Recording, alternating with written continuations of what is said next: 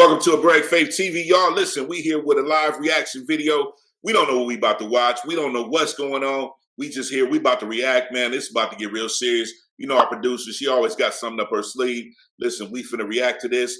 Hold your seats. Hold on. We'd love to get into it. All right, we're going to try this again. God is fire. And all the time, I'm telling you. No, for sure. Today I'll be coming from Genesis. Excuse me.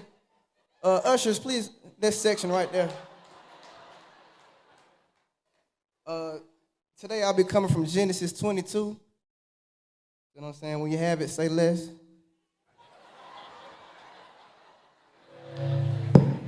Less, say less. All right, now, sound ministry. Sound ministry, get it together now. All right, y'all there?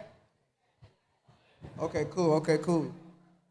All right, don't miss this, don't miss this. Okay, boom. One day God was like, hey, Abraham, truth or dare? You know what I'm saying? And Abraham said dare. You know what I'm saying?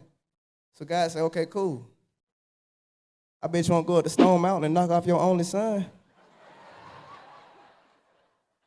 For sure. And Abraham was like, I got to sleep on that, God. I don't. I'm saying, and God tell him now, you said there now, so you got to stand on that. You feel what I'm saying? So it says right here in the text. It's coming from the text too now. So the next morning, he got up, I'm saying, packed up the Mustang. I said it was Abraham, I'm saying, two of his partners, and his son Isaac. You feel what I'm saying? So they all head down. They go to the city. And on the way to the city, I'm saying, the city was lit. You know, I'm saying, the Falcons had a game, Clark Atlanta, homecoming. Feel what I'm saying? Birthday bash going on. So it took them about 3 days to get there. You feel what I'm saying? For sure. So that's the word. I'm telling you. So boom, you know what I'm saying? They get to Stone Mountain, and Abraham tell his partners out the muscle, y'all gotta stay down here, cause now so you know how Stone Mountain is about their tickets, about their parking ticket now. So y'all stay here, y'all hold it down. You feel what I'm saying? So boom, he take Isaac up to the mountain. You know what I'm saying? He give his son Isaac three pieces of wood to carry. You feel what I'm saying? Cause last time he was trying to carry all this stuff in his hand by himself. To mess around and stuck himself with the sword and everything. You feel what I'm saying? He had a cookout lighter in his hand. He was doing a little too much. So, you know what I'm saying? He go up to the mountain. And as they going up to the mountain, Isaac tell Abraham, like, you know what I'm saying, Pop, you know what I'm saying? We got the wood, we got the sword, we got the lighter, but I don't see no sacrifice. You feel what I'm saying? So, Abraham tell Isaac, you got to chill, little bro. You know what I'm saying? God having good lamb now. You know what I'm saying? For sure. So, you know what I'm saying, as they walking up, Isaac thought to himself, like, you know what I'm saying, my dad ain't never forget to sacrifice like that, you know? You know what I'm saying? I hope he ain't catching that ours in time. You know what I'm saying? So, no, for sure. So as they get to the top of the mountain, Abraham, he built an altar, you feel what I'm saying, getting ready for the sacrifice. And Isaac, he behind him, he still looking around. He looking around for the sacrifice, seeing what's going on. You know what I'm saying? He looking high and low. And all of a sudden, he hears singing out of nowhere. Although we come to the end of the road. Sing, church. And by the time the bridge came up, Abraham had the rope in his hand to Isaac. He had, you know what I'm saying, tightening up the rope. So Abraham take Isaac by the hand, talking about something, trust me, son, trust me. So he take him to the altar. And Isaac like, hold on, Abraham. He start calling him by his first name and everything. Hold on, Abraham. He lose all respect then. Know what I'm saying? So he like, hold on. I ain't know you was going, know what I'm saying, go take me like that. You feel what I'm saying? So Abraham just telling Isaac to trust him. You got to trust me, son. So, boom. Isaac sit on the altar. Well, he lay on the altar, not sit. He lay on the altar, about to get his head took off. So Abraham, he about to go up, about to offer. And as soon as he about to strike, you know what I'm saying, one of the angels of the Lord come down, I'm just playing, God, just playing. You feel what I'm saying? And, Isaac get up, like, I ain't gonna lie, this is why Isaac kind of threw me off, because I thought he would be happy to get up, but he called himself catching the attitude. Talking about something, it be your own family. So he get up, he storm off the mountain, talking about, I'm going to tell mama. Abraham like, go on, man. You feel what I'm saying? So he get off the mountain, and it says here in the text, you know what I'm saying, the angel said, y'all go to the gift shop and get one of the rams. You know what I'm saying? You can just sacrifice one of the rams instead of your son. So boom, Abraham go get the ram. You know what I'm saying? He end up sacrificing the ram. And God up in heaven, he looking at Abraham like, that my dog for sure. You know what I'm saying? That my dog. You feel what I'm saying? So as a reward to Abraham, you know what I'm saying? God like, man, you know what? Since you ain't keep your only son from me, this is what I'm going to do for you. You know what I'm saying? I'm going to bless you. You know what I'm saying? I'm going to give you a plethora of kids. A plethora. You see what I'm saying? And God tell him, I'm going to change your name. You see what I'm saying? God say, for now on, from this point forward, you will be known as Nick Cannon. May the Lord add a blessing to the reading and hearing of his word. Come on, man. Come on. Come on. Nick Cannon, man. He said Nick Cannon earned that. Yeah, he did. Hey, matter the crazy thing is Abraham wasn't the one. Now, if you wanted to like equate him to Jacob was the one that had all the kids. Sure enough. Right. Whoa, Jacob had 12 of them. Well, you know what? I ain't gonna front. Abraham didn't do too bad either. I mean, he had 8. Yeah. Was it 8 sons? 8. Yeah, 8. Okay, 8. I thought it was 7. Yeah. I was like, hey, Abraham was dropping buckets too. Yeah, so. he was dropping them at 100. Right, he's still kicking. 100, 101. He died at 175. He died scoring. He had a starting 5 and 3 subs. Man, come on, man. Man. But man, I mean, he was hitting it at 105, 106. Man. You know what I'm saying? No Viagra. Nothing. Almost high. Right. No Viagra. His wife was like, shall I have joy from my Lord? Yeah, bro, I got you. Yeah, man, Daddy, I got you. Most high, I got you. You don't need none of that, bro. I got you. Yeah, but you know, I mean, it was funny. It was definitely funny. You know, man, the humor was there. Yeah, the humor was there. He followed the storyline correctly, but you know, so we know mockery. Man, them boy, wow, man. Now, long story short, God told him to bring an offering. Yeah. And you know what I'm saying, Abel, he came with the offering. He came with the good offering. Right, you know what I'm saying? His offering was fire. Yeah. But Cain, he came and tried to finesse. Right. See what I'm saying, with the bad offering. Mm-hmm. And God wasn't even trembling. He was like, bro, Cain, just bring me a good offering. Right. You know I said, I ain't tripping on what you did. Just bring me a good offering. Yeah. And instead of doing that, Cain hated. Yeah. You know what I'm saying? He hated on Abel. Yeah. And he decided to tell Abel, you know what I'm saying, bro, like, meet me in the field. I want my one. Right. You know what I'm saying? So he told Abel, I need my one. Yeah. So, you know, Abel, he owned that. Yeah. You know what I'm saying? So he went in the field and basically getting ready to, you know, square up. So he turned around, put his bag down. Right. And as soon as he turned around, fire. Yeah. You know what I'm saying? Cain just on fire. Just on him, on his head, fire. Right. You know what I'm saying? Just over and over. And then God came, he seen Cain, he like, where your brother at? Yeah. This man gonna tell God, I'm not his mother, sir. Right. You know what I'm saying? God looking at Cain like, bro, God look back at the angels like, man, did y'all hear what this man just said? Yeah. You know what I'm saying? That was God asked the angels what the model was. You know, they said one band, one sound. Right. What that drum line? Yeah. It might have been drum line. Yeah, that was drum. That mockery, you know, it takes away from it. But, you know, it was funny. And hopefully, like you said, you know, you go and read for yourself. Yeah. Go back and read for yourself. And it could be an effective way of reaching an audience, depending on who the target was. You know, we're older gentlemen, and of course, you know, we are more concerned about the integrity of the text and things of that nature. Exactly. So that matters to us. But you know, the words say that laughter make a heart merry like a medicine. I think it's Proverbs. It talks about laughter makes a heart merry like a medicine. So part of me believes that the most. Listen, I'm a silly dude, so I thought he was. I thought he was kind of funny. He wasn't that funny, but he's kind of funny. But I mean, you can follow the story, you know. You ain't heard about David and G-Bo? I know David, but I don't know G-Bo. I ain't never heard of G-Bo like that. Nah, you probably don't know him at G-Bo. David and Goliath. Yeah, okay. Yeah, I know him. All right, walk us through that. So, you know, one day, you know, down south of Israel, boy, they get a call from the Philistine. Right. Talking about they want to hit. Right. boy, stop, you know them folk ready. So they go straight to the city, but before they leave, they tell David, stay back. Right. So they ain't really want him in that smoke, so they go straight to the city. As soon as they get there, DSB on this side, Philistines on this side. Right. You feel what I'm saying? So boom, out of nowhere, David brother started taking his chain off, like kind of shaking. Right. He looked down, he talking about G-Bo. Yeah. The gang looking at him like, bro, what you talking about? He looked back, G-Bo. Yeah. Come deep. Who? G-Bo. Check my ID.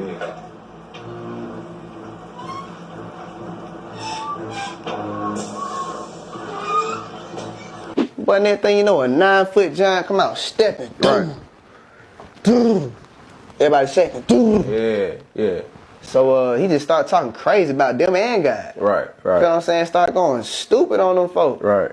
For the next 40 days. Right. You feel what I'm saying? On the 40th day, he yelling at them folks, boys, I got on my 40. Right. You feel what I'm saying? Mm-hmm. Man, I ain't even gonna cap, man. DSB and King Saul, I don't want that smoke. Right. In them 40 days. So, you know, that's a long time. So, David brother, not his brother, David dad. Yeah. He at the house. He like, Dave, you go down there, sneak a video for me, send it back to me. Right. You feel what I'm saying? So he go down there. As soon as he get down there, he hear G-Bo talking crazy. Right. You feel what I'm saying? Talking all type of smack to them folks. Right. So David look back at King Saul, talking about, boy, stop this up. Right. You know what I'm saying? So King Saul just gave him the go. He gave him the go ahead, and he kind of took off his vest, and you know he tried to give it to David. He said, you need to fight like a man. Right. Well, David said, I'm a man without it. Right. You feel what I'm saying? So boom, he reach in, he pull out the sling and Wesson. Yeah. You know what I'm saying? He ain't really had no bullets, so he looking at the ground for rocks. Yeah. Well, David so gangs, he put up 5 smooth rocks and load up. Yeah. So G-Bo looking at David, you know, David about the G-Bo knee. You feel what I'm saying? So I got you. David, he still going crazy. Goliath really can't really hear what he's saying for real. Yeah. You feel what I'm saying? So he laughing at him and trying to roast him, and boy, David wasn't going for that. Right. You know what I'm saying? G-Bo talking about, who are you? Yeah. But David said, well, I'm God's shooter. Right. But I'm God's shooter. Yeah. You feel what I'm saying? So boom, he slang back. Bah! Yeah. But right in his noggin, boy, Goliath couldn't even believe it. He was in shock for like 2 seconds. Right. But as soon as it hit his head, Yeah. hit the ground, boy. The whole city shook when he hit the ground. Right. So boom, David run over, trying to get his sword. Now he didn't try, he got his sword. Yeah. You feel what I'm saying? As soon as he picked it up, shing! Yeah. But he went straight medieval on that boy, man. Yeah. So he took his head off. And you know what happened after that. The whole city started talking about that. It's a parade inside my city, It's a parade inside my city, He got the Jews now. Yeah. You feel what I'm saying? So he running around the city. He the man. The girl, oh, dang. Like, he having the girls too. Yeah. So, David proved himself that day. That boy him. Yeah. What you said, go ahead, I. You know, it was, the thing was, you know, it was funny, I give him that.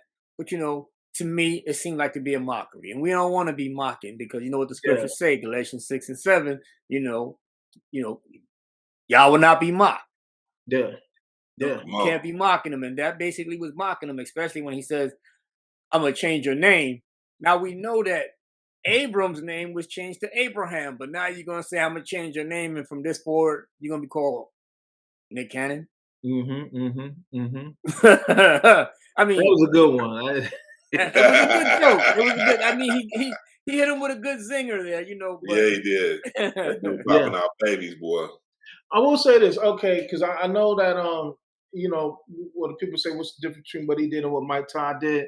Like Mike Todd claimed to do what he did. Claimed to do was along the lines of biblically based, or you know, a loose, translation. I can't remember what the verbiage was. But at least, like I said, with this young man's story, I could at least follow it in the Bible with some quirks. Like I said, you know, I'm more or less concerned about the adding to, taking away the integrity of the text. But I can see where the punchlines can slide in, making it a little bit relevant to today. Yeah. You know, we got in the Mustang, not the mule. We got in the Mustang. Yeah, come on. I can see it. Yeah, I can see it. Like, and then especially because according to the scripture, it was a 3-day journey. It was a 3-day journey to go to the mountain. And if anybody know anything about Atlanta traffic, If you Man. ever been, brother E, I mean, I don't know if you've been there, Super. Have you been? I've been, yeah. I was a kid, man. I've been stuck in some land. Listen, it's rival to Cali. When you talk about the 91, the 405, the 5, it's something about going into downtown Atlanta. That junk do not move. You think the Freaknik happen every day, and I never been to the Freaknik. So you're not gonna be on a documentary? I'm safe from the document. I'm Mark safe. Yeah, but to touch back a little bit more on that Mike Todd thing, you know, he stretched a lot. Stretched it. You know, he changed genders. He changed genders. You know, he took a lot of worldly music. Man, come on, man. Basically said this. He said this is his interpretation of what today's generation would portray.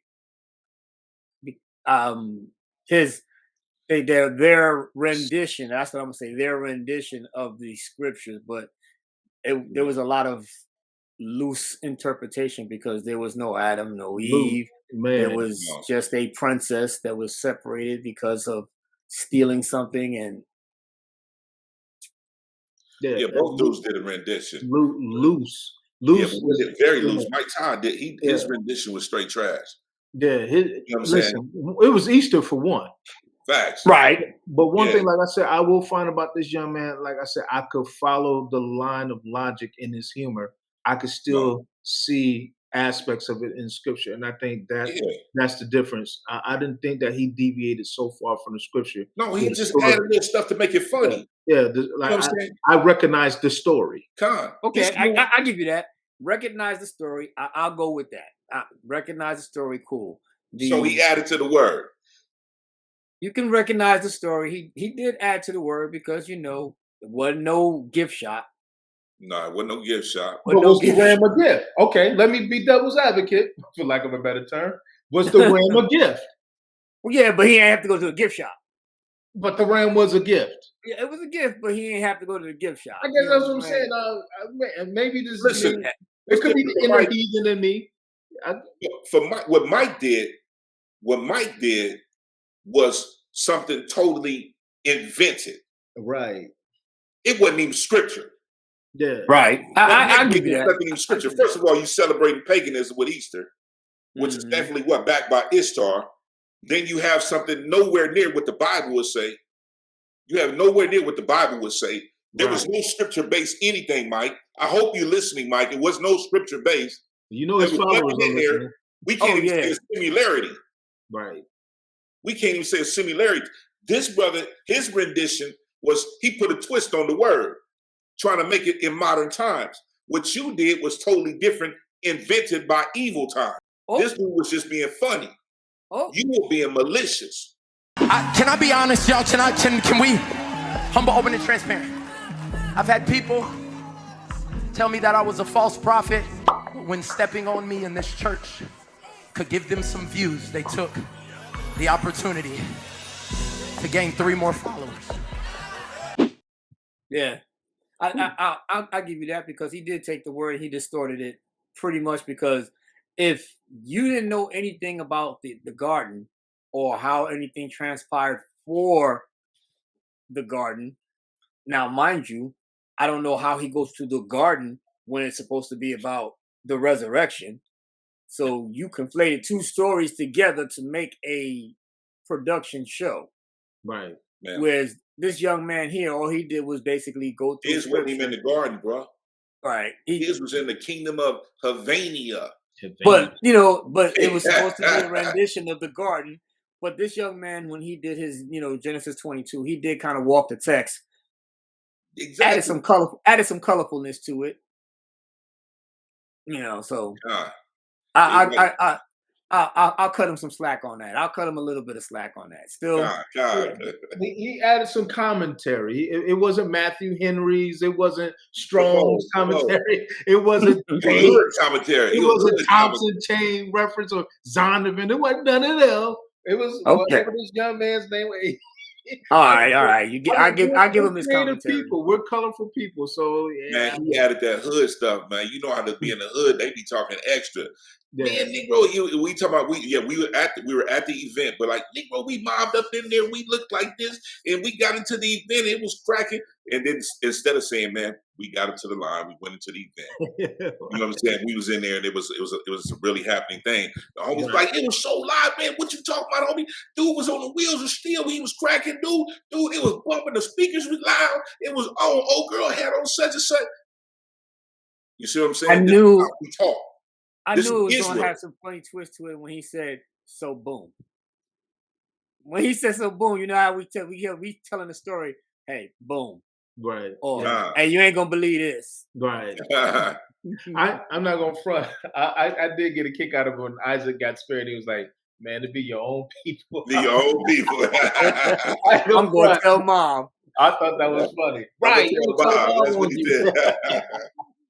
But nice, man. Yeah, I mean, when he threw the end of the road rendition in there, that was kind of funny. Man, too. come on. That was kind of funny too. But I mean, I mean, like I said, to me, he deviated too far from the text. But I get why people need to be careful. So yeah, yeah, all praise.